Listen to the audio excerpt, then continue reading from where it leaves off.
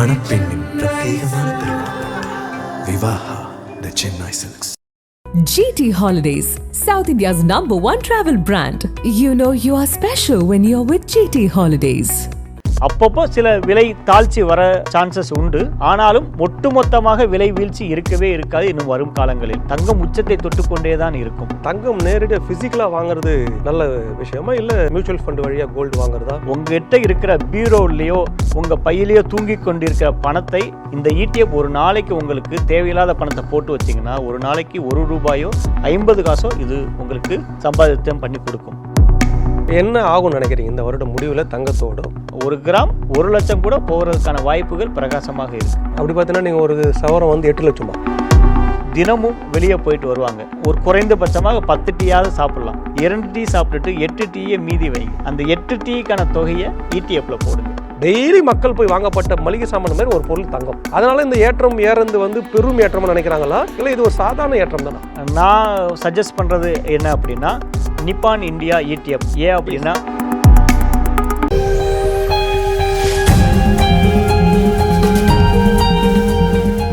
இப்போ சமீப காலங்களில் பார்த்தீங்கன்னா எல்லா மக்களும் பேசக்கூடிய ஒரே ஒரு பொருள் எதுன்னா தங்கம். ஆமாம் ஆமாம். தினம் நண்பர்கள் உறவினர்கிட்ட இருந்து ஃபோன் கண்டிப்பாக வரது எதுக்குன்னா தங்கம் வாங்கலாமா இப்போ? ஏன்னா அதோட விலை ஏற்றம் பார்த்தீங்கன்னா இது வரைக்கும் அவங்களுடைய வாழ்க்கையில் எந்த பொருளுக்குமே கண்டிப்பாக இப்போ நீங்கள் ஒரு பேஸ்ட் வாங்கி வாழ்க்கையில் யூஸ் பண்ணியிருப்பாங்க. ஏறும் எப்பயோ ஒரு மாதிரி ஏறும். பெட்ரோல் கூட விலை உயர்வு பார்த்தீங்கன்னா வருடத்துக்கு ஒரு முறையோ 3 மாதத்துக்கு ஒரு முறையோ ஏறி தான் அவங்க பார்த்துருக்காங்க. சிலிண்டர் விலையிலேருந்து இப்படியே பார்த்தவங்களுக்கு காலங்காலமாக 100, 200, 300 இடமாக வாங்கக்கூடிய ஒரு பொருளோட விலை தாறுமாறாக ஏறக்கூடிய இடத்துல இருக்கக்கூடியது தங்கம். இப்போ கண்டிப்பாக இப்போ இதில் என்ன கேள்விகள் வருதுன்னா, சொல்லுங்கள். ஒரு சவரன்றது ரொம்ப தொடக்கமாக எல்லா மக்களும் வாங்கக்கூடிய ஒரு கிராம், அந்த கிராம் தான் 8 கிராம் வாங்கக்கூடிய லெவலு. இப்போ அதோட தன்மை இன்னைக்கு 1,35,30,000 ரூபா கிட்ட ட்ரேட் ஆகுது, விற்குது. கண்டிப்பாக இப்போ இந்த தங்கத்தோட ஏன் விலை இவ்வளோ வேகமாக உயருதுன்றது பெரும் கேள்வியாக இருக்குது. ஒன்று. இரண்டாவது, இப்போ இந்த விலையில் தங்கம் வாங்கினா மேலும் உயருமா? 2. மூன்றாவது, இது இப்படியே உயர்ந்து கொண்டு போனால் இதே லெவலில் கீழே இறங்கிடுமான்ற ஒரு அச்சமாக அவங்களுக்கு இருக்குது. கண்டிப்பாக திருப்பி 50,000 வந்து நின்றுமா? கண்டிப்பாக அப்படின்ற ஒரு அச்சம் வந்தால் அப்போ நாங்கள் இதுக்காக கடன்பட்டு வாங்கப்பட்ட தங்கத்தோட விலை பாதி ஆகிடுச்சுன்னா அப்போ அதுலேயும் நாங்கள் பாதிக்கப்படுவோன்றது. இப்போ இதுக்கு மூன்றுக்கும் என்ன மாதிரியான இந்த பட்ஜெட்டோ இல்லை பொதுவாக மக்களோ கவனம் வைக்கலாம்? கண்டிப்பாக தங்கம் வந்து எப்பயுமே மாசு குறையாததுன்னு சொல்லுவாங்க. சரிங்களா? பழங்காலத்தில் எடுத்துக்கிட்டே 400-4000 வருஷத்துக்கு முன்னாடியே ஒரு அரசர்கள் போர் புரிந்தாங்கன்னா தங்கத்துக்காகவும் இடத்துக்காக தான் போர் புரிந்தாங்க. நம்மளே சொல்லியிருப்போம், தாத்தா ₹1 வச்சுருந்தா 1 பவுன் வாங்கியிருக்கலாமே அப்படின்ட்டு ஒரு இது உண்டு. தங்கம் வந்து எந்த வகையில் பிரித்தாலும் தங்கம் தான். அதில் எந்த மாற்று கருத்தும் இல்லை. உலகளாவிய பொருளாதார சூழல் எல்லாருக்குமே தெரியும். இந்த டாலருக்கு எதிரான வீழ்ச்சி இதெல்லாம் மாற்றாக தங்கத்தை எல்லாருமே கொண்டு வந்துட்டாங்க. எல்லா நாடும் டாலரை சேமிக்கிறதுக்கு பதிலாக தங்கத்தை சேமிக்க ஆரம்பிச்சிட்டாங்க. அதனுடைய டிமாண்ட் வந்து அதிகரிச்சுட்டே போகுது. அதனால் தங்கம் விலை உச்சத்தை நோக்கி போயிட்டே இருக்குது. எப்படி பார்த்தாலும் தங்கம் விலை சில ஏற்ற இறக்கங்கள் இருக்குமே தவிர மிகப்பெரிய வீழ்ச்சியை சந்திக்காது. எப்பயுமே நீங்கள் ஒன்று எடுத்துக்கிட்டிங்கன்னா யாராவது சொன்னாங்கன்னா தங்கம் விலை வீழ்ச்சி அடையும்னா நீங்கள் மாற்றி யோசிக்க பழகணும். தங்கம் எங்கேயோ விலை அதிகமாக ஏறப்போகுதுன்னு அர்த்தம். அதனால் தங்கம் இறங்கிச்சுன்னா ஓடி போய் வாங்குறதா சமயோஜித புத்தியாக இருக்குமே தவிர ஐயோ ஏறிச்சேன்னு நம்ம வருத்தப்பட வேண்டியதே இல்லை. ஏறினாலும் வாங்கிருங்க. அது வந்து உங்கள் இன்னைக்கு விலையில் நீங்கள் 1 கிராம் வாங்கிட்டீங்கன்னா அடுத்த 1 மாதமோ 2 மாதமோ நீங்கள் வாங்குகிற விலையிலிருந்து அதிகமான விலைக்கு போகுமே தவிர அது குறைவதற்கான வாய்ப்புகள் இனிமே இல்லை. தங்கம் வந்து உயர்ந்து கொண்டே தான் இருக்கும். அப்பப்போ சில விலை தாழ்ச்சி வர சான்சஸ் உண்டு. ஆனாலும் ஒட்டுமொத்தமாக விலை வீழ்ச்சி இருக்கவே இருக்காது இன்னும் வரும் காலங்களில். தங்கம் உச்சத்தை தொட்டுக்கொண்டே தான் இருக்கும். இல்லை, பொதுவாக மக்கள் மத்தியில் இருக்கக்கூடிய பேச்சு என்னன்னு பார்த்தீங்கன்னா, ஒரு காலத்தில் வந்து தங்கத்தோட விலையை வந்து நிர்ணயிக்கிறது இந்தியாவாக இருந்ததுன்னு ஒரு பேச்சு இருப்பாங்க. ஏன்னா இங்கே தான் ஆபரண தங்கம் வாங்கக்கூடிய மக்கள் இருக்காங்க உலகத்தில். மற்றவங்க இப்போ தான் முதலீடுக்குள்ளே கான்செப்ட் போய் இப்போ தான் ஒரு 5-6 வருடம் ஆச்சு. அதுக்கு முன்னாடி வந்து இது ஆபரணமாக தான் பயன்படுத்தக்கூடிய இன்னும் குறிப்பாக நம்மளுடைய நிகழ்ச்சிக்கு அதான் முதன்மை. இப்படி நிர்ணயிக்கப்பட்ட ஒரு தங்கத்தோட விலை இப்போ யார் நிர்ணயிக்கிறாங்க? இப்போ எடுத்துக்கிட்டாங்கன்னா இப்போ உலக நாடுக்கு நீங்கள் சொன்னதுலேயும் பதில் இருக்குது. இப்பயுமே நான் தமிழ்நாட்டை எடுத்துக்கிடுவோமே, தமிழ்நாட்டில் இருக்கக்கூடிய தங்கத்தை மட்டும் எடுத்தாலேவும் இந்தியாவுக்கான பட்ஜெட்டை 10 வருடங்களுக்கு தொடர்ச்சியாக போடலாம். அந்த அளவுக்கு தங்கம் இருப்பு இருக்குது. தங்கத்தோடைய மதிப்பு வந்து இந்தியாவில் தான் அதிகமாக இருக்குது. தேவைகளும் அதிகமாக இருக்குது. சேமிக்க வைக்கப்பட்ட தங்கமும் இந்தியாவில் தான் அதிகமாக இருக்குது. அதனால் ஒட்டுமொத்தமாக எடுத்துக்கிட்டால் உண்மை தங்கத்தை நிறுவனுக்கு இந்தியாவோட கண்டிப்பாக இந்தியாவாகத்தான் இருக்கும். அது உலக நாடுகள்லாம் இருக்காது. இப்போ கூட நீங்கள் கேள்விப்பட்டிருப்பீங்க, யூரோப்பியன் இருக்க அந்த தங்கத்தை, லண்டனில் இருக்கக்கூடிய அந்த தங்கத்தை இந்தியா வந்து இப்போது இங்கே கொண்டு வந்துருச்சு. ஆமாம், அந்நிய செலவாணி இதுக்காக இங்கே கொண்டு வந்து வச்சுட்டாங்க. முந்தைய ஏற்கனவே அந்த பேங்கில் வச்சுருந்தாங்க, அதெல்லாம் எடுத்துகிட்டு வந்து இப்போ இந்தியாவுக்கு கொண்டு வந்துட்டாங்க. ஸோ தங்கம் விலை நீங்கள் சொல்கிற மாதிரி உச்சத்துக்கு தான் போகும். இந்தியா தான் அதுக்கான ஒரு சேமிக்கக்கூடிய இடமாக இருக்கிறது. தங்கம் வந்து எங்கெங்கெல்லாம் இருக்கா எல்லாமே இந்தியாவில் தான் இருக்குது தங்கம். இப்போ சைனா அதிகம் வாங்குறதுக்கு என்ன காரணம்? ஏன்னா மாதம் 60 மெட்ரிக் டன் தங்கத்தை வந்து சைனா வாங்கின்னு இருக்குது. அதுமாதிரி போலாந்து வாங்கினுக்கிறாங்க. என்ன காரணம்? இப்போ அவங்க அந்த பக்கம் திரும்புறதுக்கு என்ன காரணம் ஆயிடுச்சு? அதே தான், அதாவது அமெரிக்காவுடைய ஒரு தாக்கம். அவங்க என்ன நிலைமையில் இருக்காங்க, ஒவ்வொரு நாளும் ஒவ்வொரு செய்திகளாக வந்துகிட்டு இருக்கு. இப்போ ட்ரம்ப் அறிவிக்கிறதுனால இப்போ டாலருடைய மதிப்பு எல்லாருமே முந்தி டாலர் தான் வாங்கி வச்சாங்க, அதுவும் ஒரு வீழ்ச்சியை நோக்கி போயுங்கிற ஒரு பயம் இருக்குது. அந்த பயத்தை காரணம் காட்டி இவங்க என்ன பண்ணுறாங்கன்னா, முந்தி சைனா வந்து அமெரிக்க பாண்டெல்லாம் வாங்கி வச்சுருந்தாங்க. இப்போயும் கொஞ்சம் வாங்கியிருந்து இப்போல்லாம் கொஞ்சம் கொஞ்சமாக விற்க ஆரம்பிச்சிட்டாங்க. அதுக்கு பதிலாக அவங்க என்ன பண்ணுறாங்கன்னா தங்கத்தை சேமிக்கிறாங்க. ஒரு மாற்று வரலாற்று முக்கியமான ஒரு இது வந்து சான்றுவது அதுதான். டாலருக்கு பதிலாக தங்கம் வந்து கொண்டு வரதுக்கான முயற்சிகள் நடந்துகிட்ருக்கு. அப்போது எவ்வளோ ஒவ்வொரு நாடு தங்கம் கையிருப்பு வச்சுருக்கோ அவங்க பொருளாதாரத்தில் வலுவாக இருக்கலாம்ங்கிற ஒரு எண்ணம் தான்.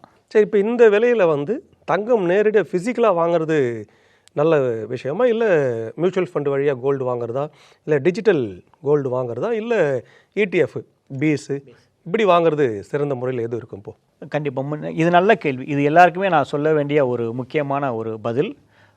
ஒவ்வொரு வீட்டிலும் உங்களுக்கான சேமிப்பாக கண்டிப்பாக ஒரு ஃபிசிக்கல் கோல்டு இருக்கும். அதை தவிர்த்து நீங்கள் புதிதாக தங்கம் வாங்க போகிறப்போ கொஞ்சம் யோசிங்க. ஏன்னா இப்போ உள்ள செய்கூலி சேதாரம், ஜிஎஸ்டி இதெல்லாம் நீங்கள் கணக்கில் எடுத்துட்டிங்கன்னா நீங்கள் தேர்ந்தெடுக்கக்கூடிய ஒரு மாற்றுப்பாதை இடிஎஃப் பீஸுங்கிறது தான். இப்போது எடுத்துக்கிட்டிங்கன்னா ஒரு 6 மாதத்துக்கு முன்பாக இந்த பீஸோட விலை, ஒரு பீஸ் வந்து 75 to 80 ரூபாய் இருந்தது. இன்று 140 ரூபாய். ஏறத்தாழ எவ்வளோ விலையேற்றன்னு பார்த்துக்காங்க. இது வங்கி வட்டியை விட எவ்வளவு மடங்கு அப்படின்னு பார்த்துக்காங்க. நீங்கள் கொடுக்குற அந்த செய்கூலி சேதாரத்தோடைய தொகையை இதில் போட்டால் கூட பல்மடங்கு பெருகிடும். அதுபோக நீங்கள் இதுக்கு முதலீடு எவ்வளவு வேண்டுமோங்கிற அந்த பயம் பதட்டம் தேவையே இல்லை. உங்கள் பையில் தேவையில்லாத ஒரு பணம் 100 ரூபாய் இருந்தாலும் ஒரு டாட்டா இடிஎஃப் வந்து ஒரு 3 4 வாங்கி வைத்து கொள்ளலாம்.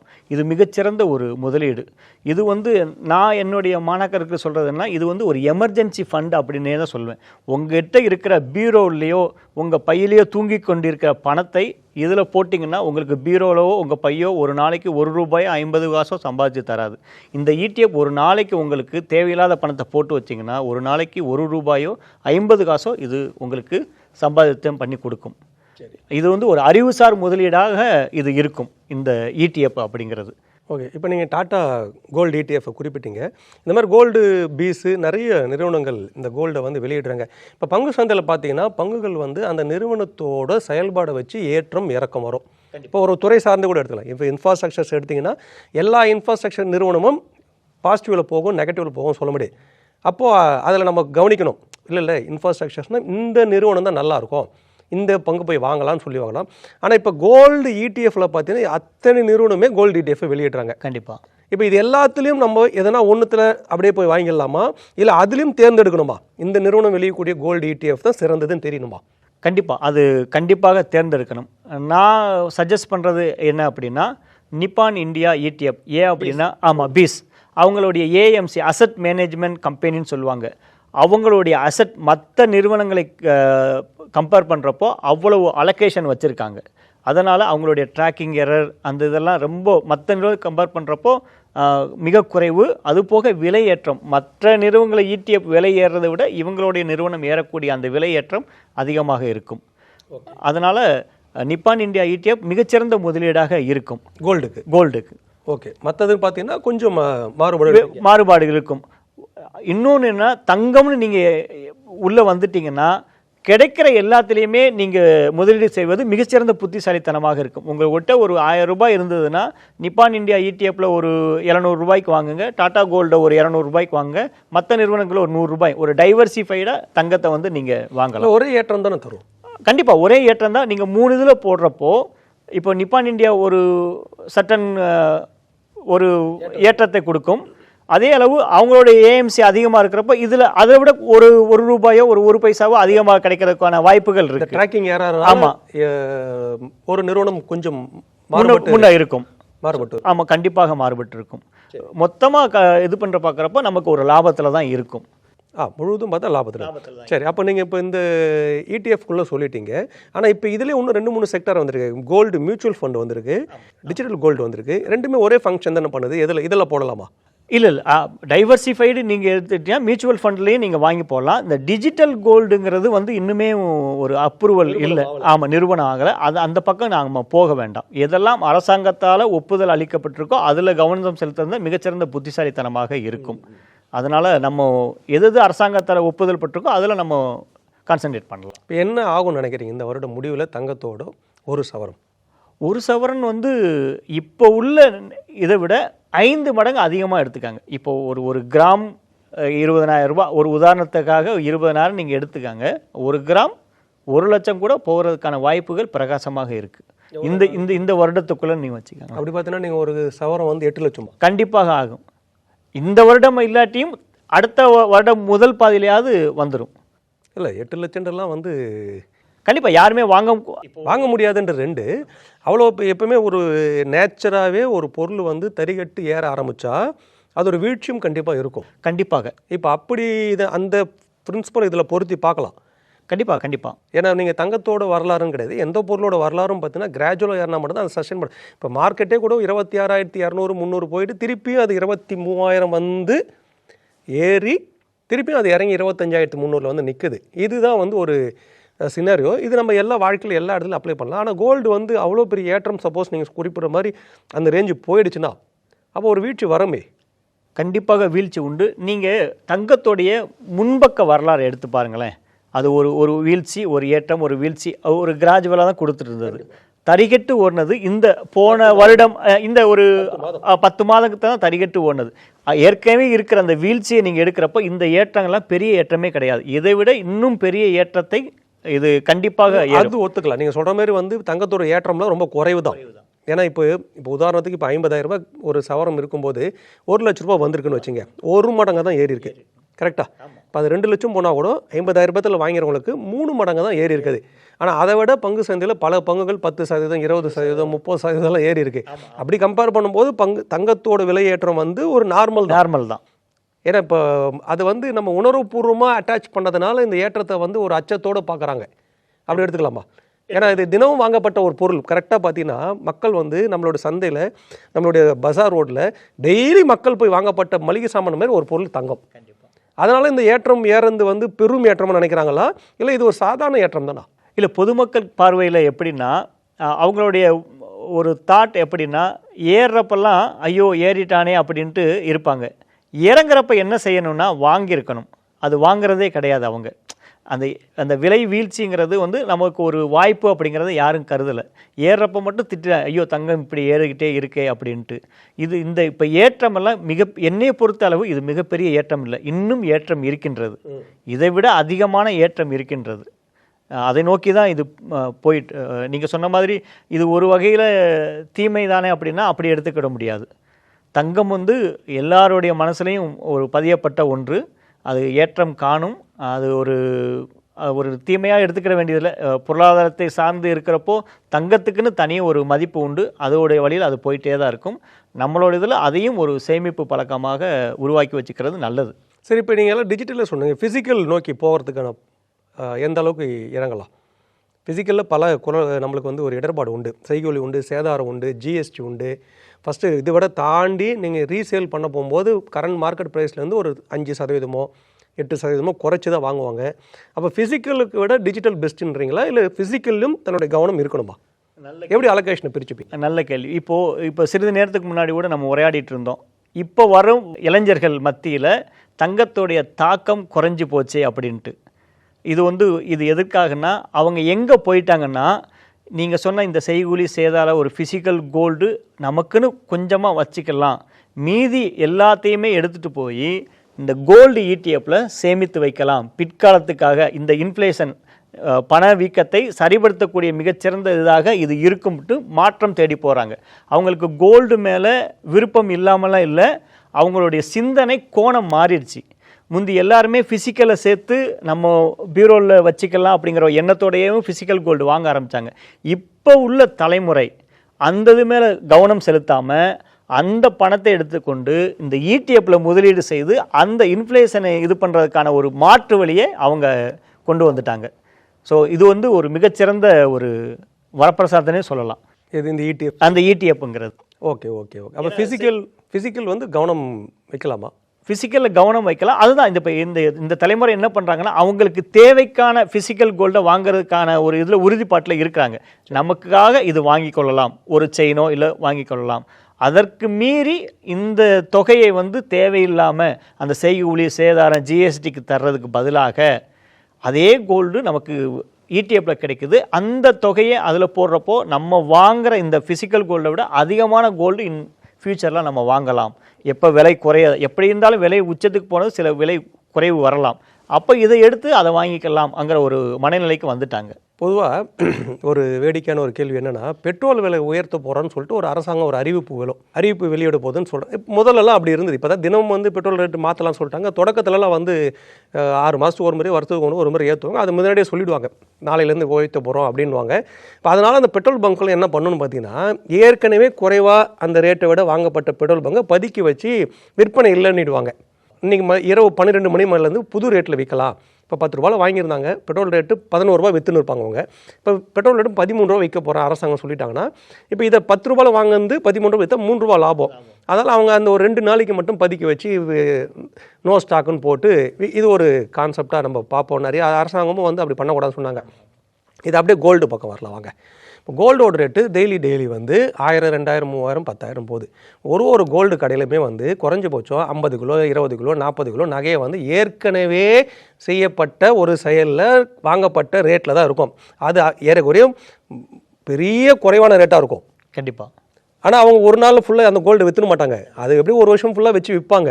இப்போ யோசிச்சு பாருங்கள், அவங்க ஒரு ரேட்டு 10 ரூபாயில் வாங்கியிருப்பாங்க. இந்த கோல்டு ரேட்டு திடீர்னு 25 ரூபா கிட்ட போயிடுச்சு. இது பெரும் லாபம் எனக்கு தெரிஞ்சு பாமர மக்களை விட கடைக்காரருக்கு தான் நினைக்கிறேன். இப்போ அவங்க ரேட்டு ஏற்கனவே என்றைக்கும் வாங்கி வச்சுருப்பாங்க. அந்த கடையில் என்றைக்கும் 1 வருஷமாக அந்த மாடல் தொங்கினே இருக்கும். இப்போ அன்றைக்கி அது 50,000 இருந்த ஒரு சவரம் இன்றைக்கி அது 1.25 கிட்ட ஆகிடுச்சு. பாமர மக்களோட எனக்கு தெரிஞ்சு பெரும் பணம் அவங்க தான் சம்பாதிப்பாங்களோ. கண்டிப்பாக அதுவும் உண்டு. இன்னொன்று என்னென்னா, பாமர மக்கள் இப்போ கொஞ்சம் புத்திசாலியாக மாறிட்டாங்க. என்ன தான் நம்ம அவங்க அந்த தங்கத்தை வச்சுருந்தாலும் அந்த மாடல் பிடிக்கலாம், இது வேண்டாம் அப்படின்ட்டு ஒதுக்கிட்டு போகிறதும் இருக்குது. அதனால் அவங்களும் அதுக்கான ஒரு சில தொகையை அதில் இழக்கவும் இருக்காங்க. அந்த நகையை திரும்பி வேற ஒரு புது நகையாக செய்கிறதுக்கான அந்த இதுவும் அவங்க கொடுக்க வேண்டியது ஒரு இது இருக்கும். 2 பக்கமே பாதகங்கள் இருக்குது. வாங்கக்கூடிய மக்களுக்கான பாதகங்கள் இருக்குது, வைத்துக்கொண்டு இருக்கக்கூடிய அவங்களுக்கான பாதகங்களும் இருக்குது. இருந்தாலும் அதிகமான பெனிஃபிட் யாருக்குன்னா அந்த கடைக்காரர்களுக்கு தான் அதிகப்படியான குவான்டிட்டி வச்சிருக்காங்க. அதனால ரைட்ஸ். அப்போ நான் இப்போ நீங்கள் சொன்னதுலேருந்து நான் இப்படிலாம் புரிஞ்சுக்கலாமா? தங்கம் உயர்ந்து கொண்டே தான் போகும். அதனால் அது வாங்குறதுல நம்ம நிறுத்த வேண்டாம். அதே நீங்கள் சொன்ன மாதிரி கோல்டு இடிஎஃப்ஆ, நிப்பான் கோல்டு பீஸா, அப்படி முடியலன்னா கோல்டு மியூச்சுவல் ஃபண்டா, இப்படி சிறு தொகையை போடுங்கன்னு சொல்கிறீங்க. ஆனால் டிஜிட்டல் கோல்டு பக்கம் போக வேண்டாம். ஏன்னா அது ஒன்றும் நம்பகத்தன்மை இல்லை, அரசாங்கத்தால் அங்கீகரிக்கப்படலைன்ற ஒரு காரணமும் சொல்கிறீங்க. இப்போது அந்த குறைவான தொகையும் போடக்கூடிய இடமா இன்றைக்கி இடிஎஃப்ஆக மாறி இருக்குது. ஏன்னா ஃபிசிக்கலில் போய் நம்ம அப்படி வாங்க முடியாது. அப்போ அத்தனை பேருமே ஒரு குறுகிய காலத்தில் ஒரு பெரும் ஏற்றம் தங்கம் அடையும். அதனால் கண்டிப்பாக நீங்கள் தங்கம் வாங்குங்கன்னு சொல்லிட்டு அழுத்தமாக உங்களுடைய கருத்தை பதிவுன்றீங்க. சரியா? இப்போ கண்டிப்பாக இன்னொன்று ஒரு முக்கியமான ஒரு தகவலையும் நான் பகிர்ந்துக்கிறேன். எல்லாருமே என்ன நினைப்பாங்கன்னா, நான் ஒரு கடன்லேயோ இது இருக்கேன், நான் எனக்கு முதலீடு பண்ணுறதுக்கான இது யோசனையாக இருக்குது, என்ன பண்ணுறதுன்னு தெரியல அப்படின்னு சிலர் சிந்திப்பாங்க. நான் அவங்களுக்கான ஒரு எளிய உதாரணம் என்ன சொல்கிறேன்னா, ஏதாவது ஒரு குடும்பத் தலைவரோ யாரோ தினமும் வெளியே போயிட்டு வருவாங்க.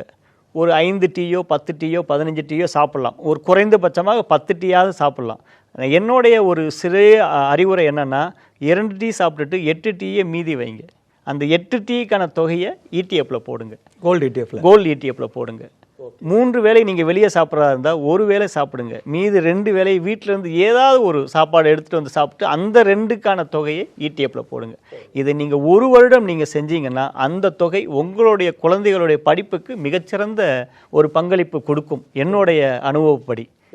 ஆமாம் ஆமாம் கண்டிப்பாக சார். இப்போ தங்கம் வந்து தொடர்ந்து வாங்குங்கன்றது உங்களுடைய கருத்து வந்து பதிவு பண்ணியிருக்கீங்க. அதையும் வந்து கோல்டு ETF-ஆக போகிறது சிறப்பு. அதுவும் கோல்டு பீஸ் வந்து ரொம்ப ஒரு பெரிய அனுபவத்தோடு அவங்க இயங்குறாங்க அப்படின்னு குறிப்பிட்டீங்க. கண்டிப்பாக தங்கம் வந்து மக்கள் எவ்வளோக்கு எவ்வளோ வாங்குறதுக்கு மட்டும்தான் ஆர்வமாக இருப்பாங்க. அது இந்த காலத்தில் ஒரு அச்சத்தோடு அதை அணுகிறாங்க.